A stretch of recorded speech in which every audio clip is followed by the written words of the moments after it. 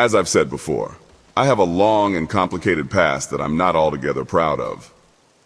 I'm sure you've got better things to do than listen to my sob story. Fine then, I'll try to give you the abridged version. As a young man, I started out as an Alikir mercenary, trained in the arts of light armor and the scimitar. I got to travel across the mighty Alikir desert, acting as a bodyguard for nobles and protecting merchant caravans. However, when I found out that being an assassin was more lucrative, I promptly switched trades. Then, I got good at it. Very good. Soon I had clients wanting to hire me from all over Hammerfell, until one day, a stranger offered me a contract I couldn't refuse. Impressive. For a sum of gold, enough to live off of for the rest of my life, all I had to do was kill 5 men. My client told me they were his business rivals, but it was only after the deed was done that I realized there was more to his story. As it turns out, my client was a Thalmor agent, and those 5 men were crucial to the defense of a city in Hammerfell, financially and politically. Needless to say, that city fell to the Aldmeri Dominion. When word got out that I had a hand in it, all of my contacts branded me a traitor. Out of shame, I dumped the blood money I was paid into the sea, and then I ran and never looked back. I met Astrid while crossing the border. She recognized my face and heard of my exploits. After a brief chat, she ended up recruiting me. Up to that point, I was in a very dark place. Stare into the abyss long enough, however, you'll eventually see the light. Joining the Dark Brotherhood gave me a much-needed purpose in life. Well, I've always preferred the dunes of hot deserts to snowy, frigid tundras. There's no finer day than being out in the sun with a bottle of Stros Mackay rum in one hand and an Alikir woman in another. Incredibly feisty lovers, those girls. If you get lucky with one, you're in for a mind-blowing experience. Personally, I happen to like a bit of rough play too. I'm as hardy and full of vigor as any Redguard. As for our infamous curved swords, I'm pleased to say that we've also got the size to boot. I'd be more than happy to demonstrate my swordsmanship to you, if you're interested. And then have the whole thing blamed on the mother. Remarkable. Let that be a lesson to you. Good, let's go. There is no challenge that magic cannot overcome.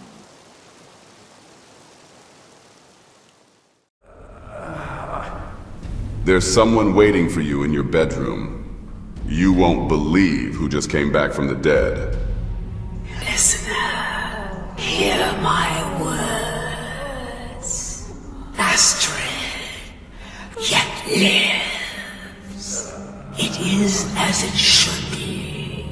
May she find redemption as its humble servant. Hail, Sithis.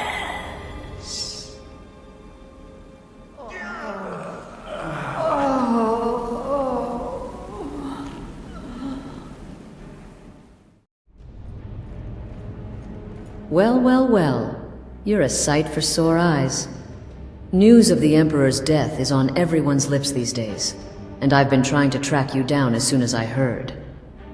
Before you ask, it was Delvin who pointed me in your direction. After you delivered the killing blow, I couldn't make sense of what happened myself. There was a deafening silence as I fell into nothingness. I tried to scream, but the air was sapped from my lungs. Then suddenly, something caught me. I opened my eyes and discovered myself returned to this world, whole and unharmed, as if all of it was just a bad dream. Your guess is as good as mine. It may as well have been Sithis sending me back from the void, or perhaps another being who thinks I still have a role to play in their machinations. Either way, I don't intend to depart from this mortal plane again without atoning for my sins. My betrayal is unforgivable, and there is no doubt that I deserve a traitor's death. But I only ask for a chance at salvation. Besides, I'm certain I can make it up to you in more ways than one.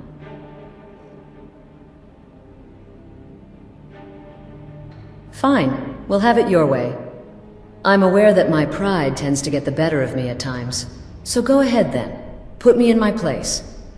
With my dear husband out of the picture, you can discipline me however you desire, my listener.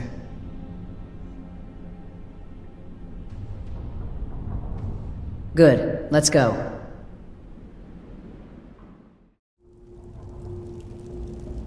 How may I serve the listener? Does it involve sneaking and stabbing? Ooh, please say yes.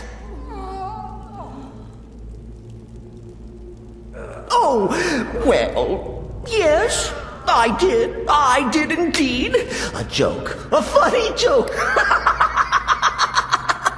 Not yet. But someday, I've tried so very hard. I hear it's intimate.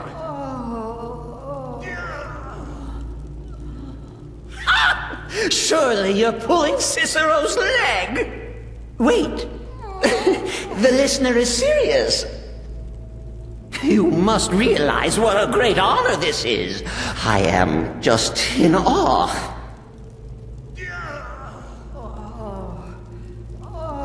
Ooh! You've been naughty. Naughty!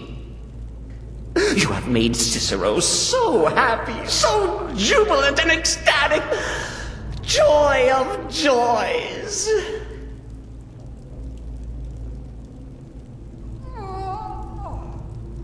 Good. Let's go.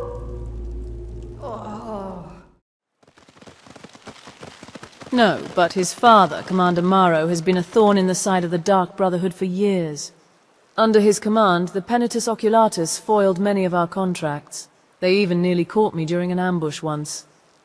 Killing his son is just a taste of sweet revenge that's been a long time coming. Had I been given the choice, I wouldn't have denied myself the pleasure of killing Gaius Maro.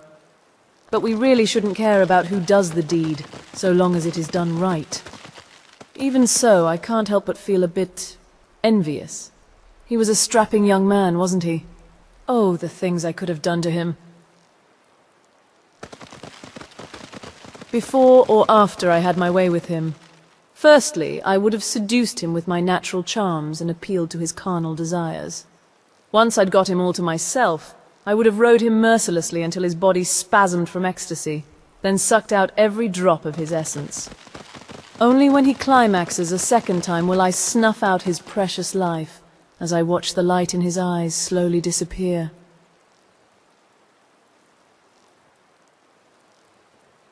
Well, it's certainly more stimulating. I happen to have a penchant for these messier kills. But I digress. You've got my blood running hot from all this talk. How about we take this to bed and I give you a demonstration instead,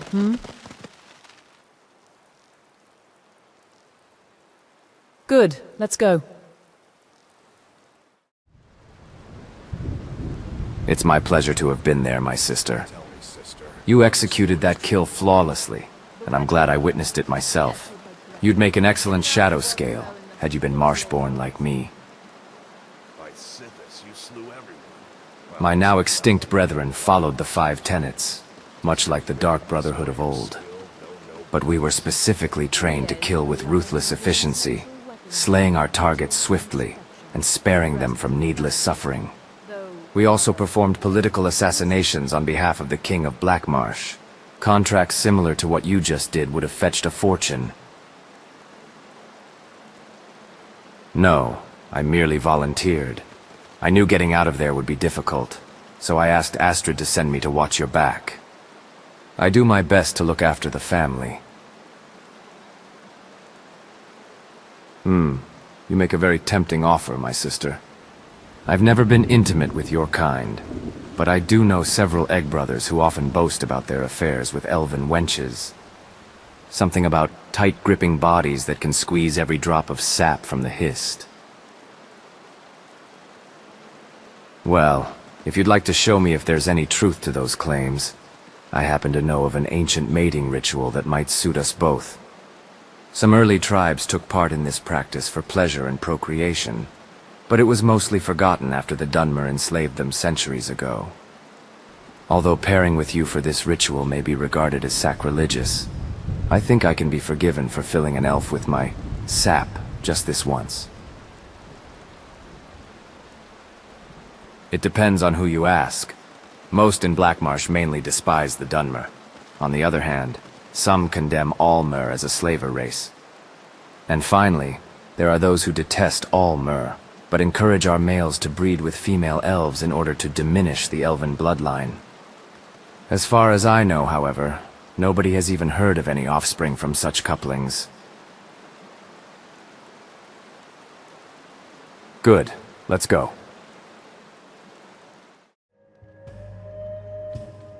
Well, if I had any, I never met them growing up.